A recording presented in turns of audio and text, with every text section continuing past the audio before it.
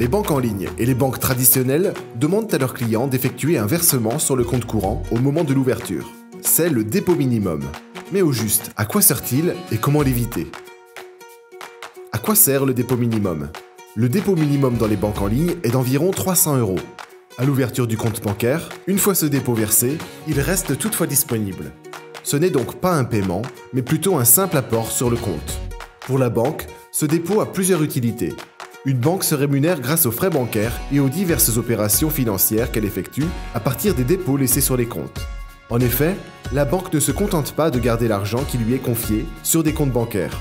Avec celui-ci, elle finance des investissements qui lui sont ensuite remboursés et complétés d'intérêts. C'est ainsi que les banques en ligne participent au financement de l'économie. Un compte bancaire est donc rentable et utile pour la banque à partir du moment où il est approvisionné d'un certain montant. Si le titulaire du compte n'effectue pas de versement sur son compte, les frais de fonctionnement de celui-ci seront quand même couverts grâce au dépôt minimum.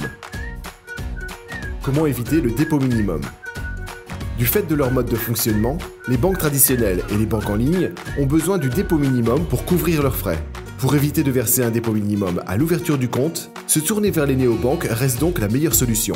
Les néobanques sont des concurrents des banques traditionnelles et des banques en ligne. Le plus souvent, elles ne sont pas rattachées à une banque traditionnelle et proposent une offre de services simplifiée, centrée autour du compte courant et de la carte bancaire.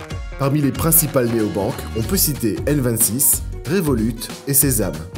Ces trois néobanques proposent à leurs clients d'ouvrir un compte sans verser de dépôt minimum et sans condition de revenus. Le titulaire du compte a également accès à une carte bancaire. N26 et Revolut sont des banques mobiles. Le titulaire du compte gère donc ses finances depuis son mobile à partir d'une application simple. Autre avantage, l'ouverture du compte ne prend pas plus d'une dizaine de minutes. Quant aux banques en ligne, conscientes que le versement du dépôt minimum peut être répulsif, elles proposent une offre de bienvenue. À l'ouverture du compte, le titulaire touche une prime offerte par la banque. Celle-ci compense donc en partie le versement du dépôt. Il existe donc plusieurs solutions pour éviter de verser un dépôt minimum sur le compte, mais il faut surtout se rappeler que le dépôt n'est pas un paiement. Il reste à disposition du titulaire une fois versé sur le compte. Pour faire des économies en réduisant vos frais bancaires et comparer les offres des banques, consultez nos guides et nos comparatifs sur selectra.info/finance.